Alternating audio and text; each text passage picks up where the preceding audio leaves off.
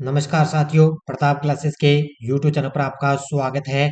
तो आज अपने शाम 4 बजे की क्लास के अंदर पढ़ेंगे पुरस्कार एवं सम्मान 2024, जनवरी महीने के प्रमुख पुरस्कार 2024, करंट अफेयर्स 2024 की क्लास के अंदर है। क्योंकि जनवरी महीने के अंदर जितने भी व्यक्तियों को पुरस्कार मिले हैं, अलग अलग अवार्ड मिले, उनको आज इस क्लास के अंदर बात करेंगे। मैंने अलग से जनवरी के अंदर जो खेल परिदृश्य हुआ था वो मैंने आपको जनवरी मंथ का अलग से खेल करवा दिया।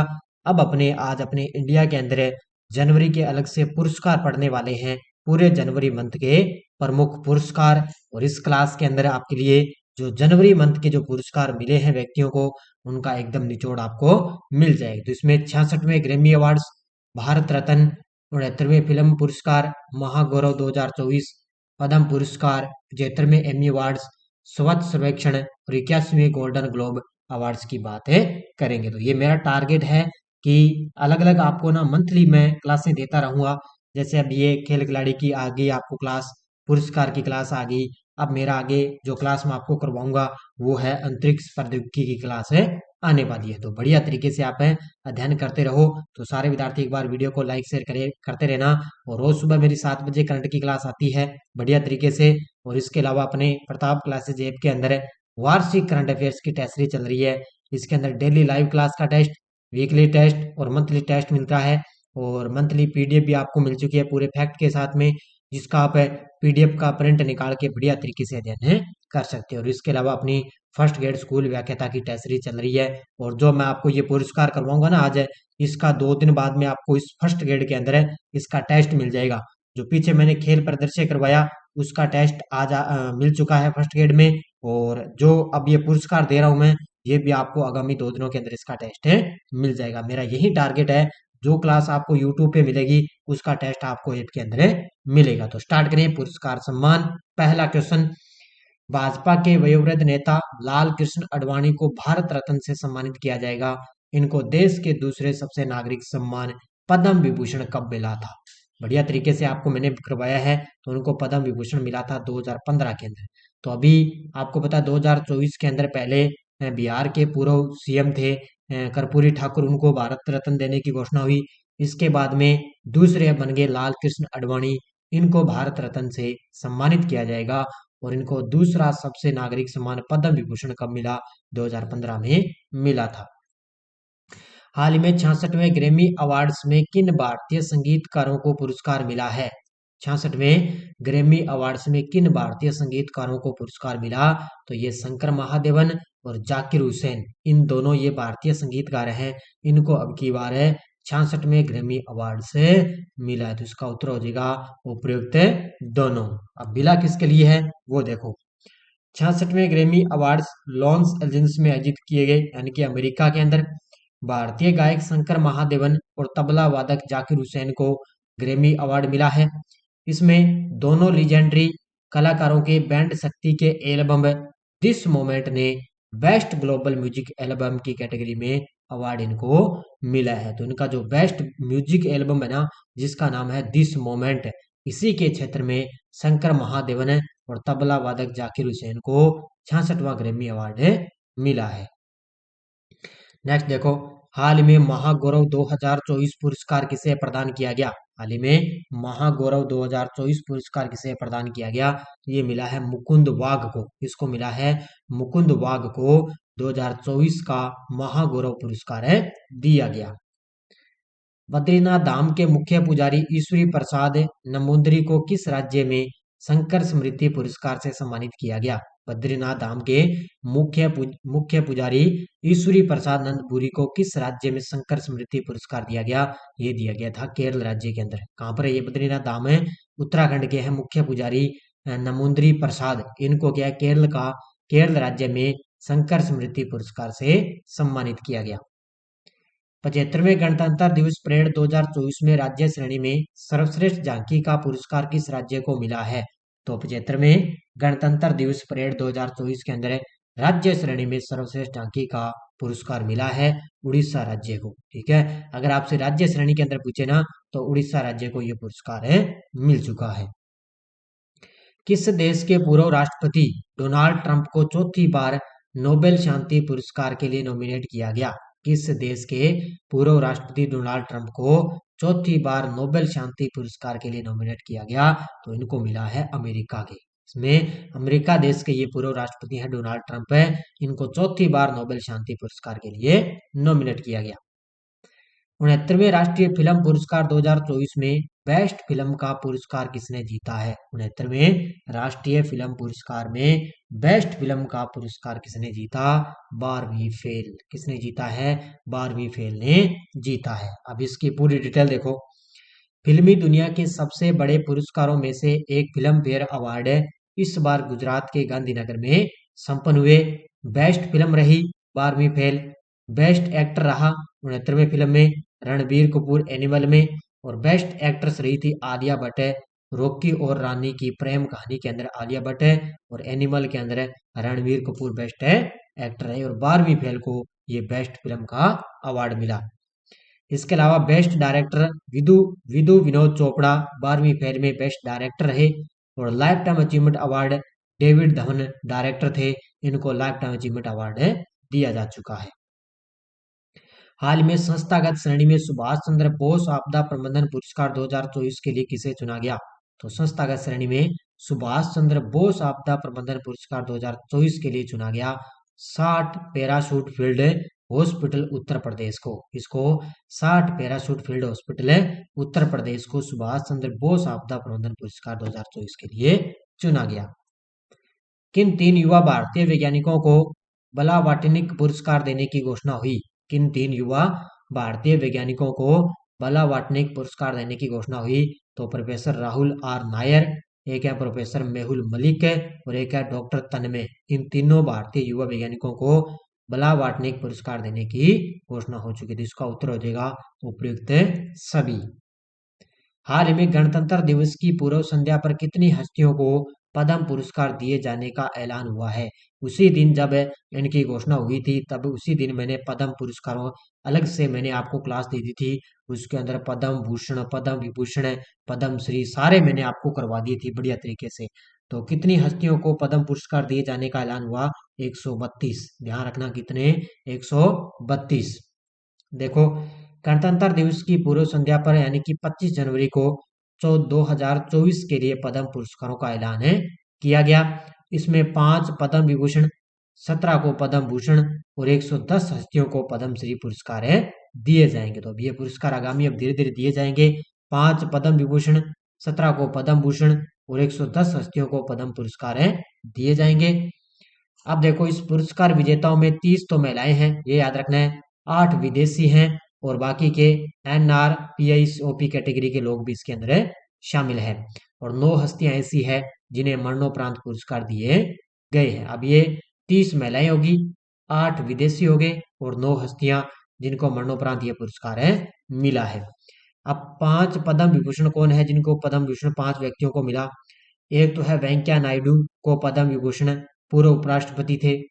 विजयंती माला बाली ये अभिनेत्री है, इनको ये पद्म विभूषण मिला। कोनिडेला चिरंजीवी अभिनेता है, इनको मिला। और पद्म सुब्रमण्यम शास्त्रीय नृत्यांगना कला के क्षेत्र में पद्म विभूषण मिला।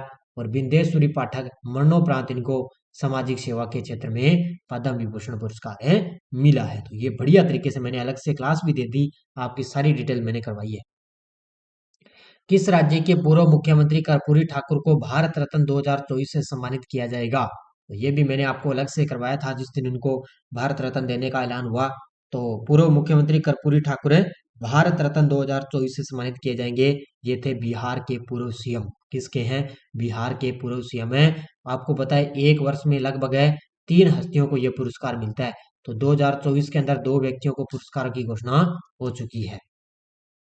बिहार के पूर्व सीएम और सामाजिक न्याय के पुरोधा कर्पूरी ठाकुर को देश के सर्वोच्च नागरिक सम्मान भारत रत्न से सम्मानित किया गया। उनकी 100वीं जयंती से एक दिन पहले राष्ट्रपति भवन की ओर से यह ऐलान किया गया था। जब इनकी 100वीं जयंती अब की बार बनाएगी, तब इनकी जो देश का सर्वोच्च नागरिक सम्मान है भारत रत्न, उनको देने का ऐलान किया गया था। हाल ही में BCCI हैदराबाद में नमन पुरस्कार समारोह में किन भारतीय क्रिकेट खिलाड़ियों को सम्मानित किया है? तो ये किया है शुभम गिल और रवि शास्त्री। इन दोनों खिलाड़ियों को बीसीसीआई हैदराबाद में नमन पुरस्कार समारोह के अंदर भारतीय क्रिकेट खिलाड़ियों को सम्मानित किया। तो इसका उत्तर हो जाएगा उपयुक्त दोनों। तो सारे विद्यार्थी एक बार वीडियो को लाइक शेयर करते रहना भी, क्योंकि आपको इतनी बेस्ट क्लासेस मैं आपको दे रहा हूँ। मैंने देखे थे आजकल वीडियो पर लाइक नहीं आते भी, क्या बात है। तो सारे विद्यार्थी जितने भी आपने ग्रुप शेयर बने हुए हैं, वीडियो को लाइक शेयर करना आपका काम है। 2023 में असाधारण प्रदर्शन को स्वीकार करते हुए शुभम गिल को क्रिकेटर ऑफ द ईयर 2023 का पुरस्कार मिलने की उम्मीद है। और यहाँ पर क्रिकेट टीम के पूर्व ऑलराउंडर और मुख्य कोच रवि शास्त्री को लाइफ टाइम अचीवमेंट अवार्ड से सम्मानित किया जाएगा। विंगस इंडिया अवार्ड 2024 में किन हवाई अड्डों को संयुक्त रूप से वर्ष का सर्वश्रेष्ठ हवाई अड्डा से सम्मानित किया गया? विंग्स इंडिया अवार्ड 2024 में किन हवाई अड्डों को संयुक्त रूप से वर्ष का सर्वश्रेष्ठ हवाई अड्डा से सम्मानित किया गया? तो वो है, एक तो बेंगलुरु का केम्पेगौड़ा अंतर्राष्ट्रीय हवाई अड्डा और एक है इंदिरा गांधी नई दिल्ली का अंतर्राष्ट्रीय हवाई अड्डा। इनको विंग्स इंडिया अवार्ड में दोनों को सर्वश्रेष्ठ हवाई अड्डा घोषित किया गया। तो इसका उत्तर हो जाएगा उपयुक्त दोनों।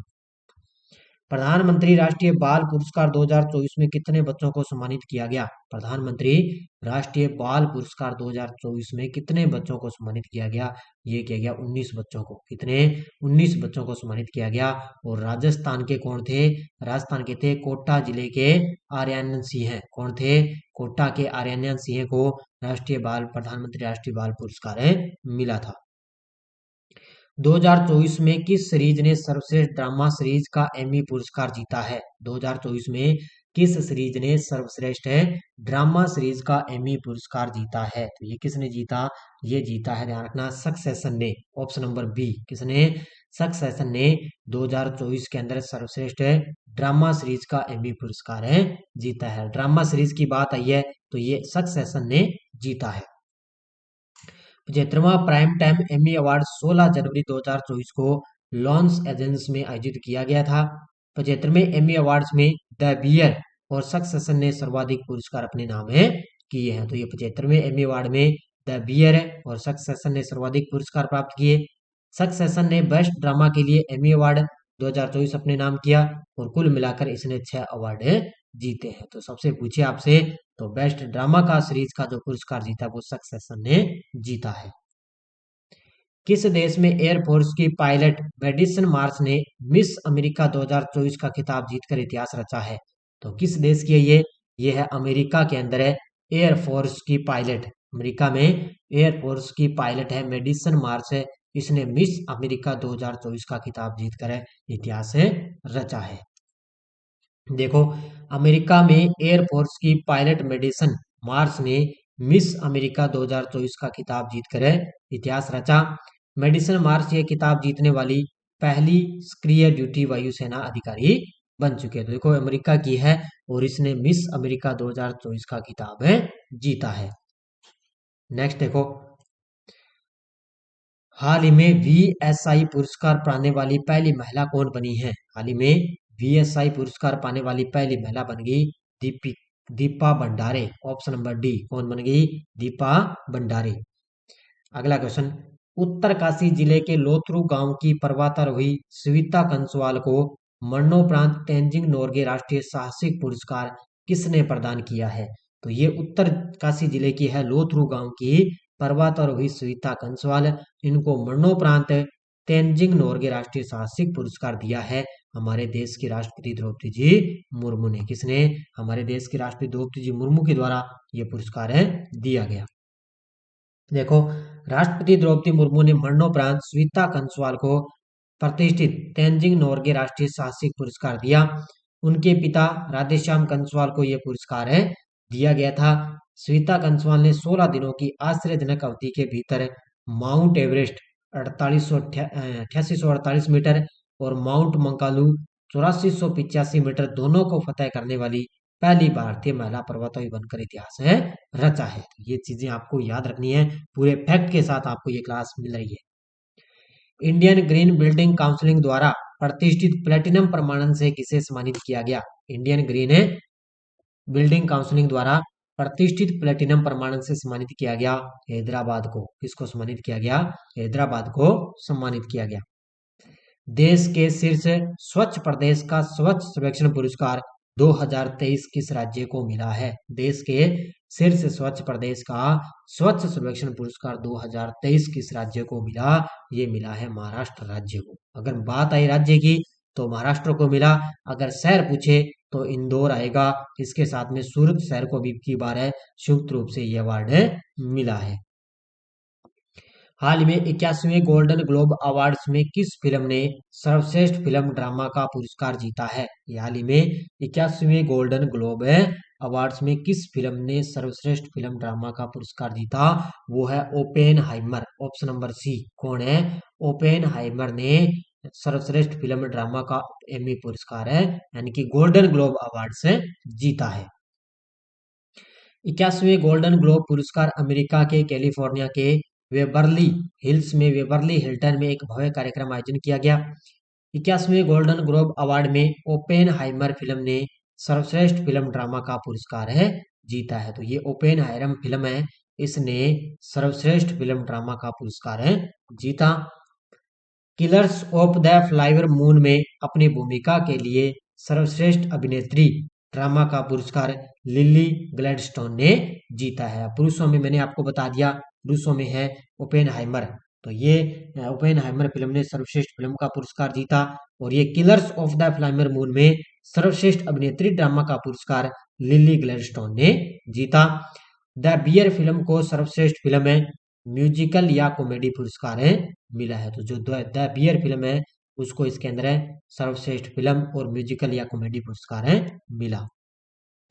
राष्ट्रीय खेल प्रोत्साहन पुरस्कार 2023 किन संस्थाओं को दिया जाएगा? राष्ट्रीय खेल प्रोत्साहन पुरस्कार 2023 किन संस्थाओं को दिया गया? तो ये दिया जा चुका है। तो एक तो है जैन डीम्ड यूनिवर्सिटी बेंगलुरु और एक है उड़ीसा माइनिंग कॉरपोरेट लिमिटेड। इन दोनों को राष्ट्रीय खेल प्रोत्साहन पुरस्कार 2023 से दिया गया। तो इसका उत्तर हो जाएगा उपयुक्त दोनों।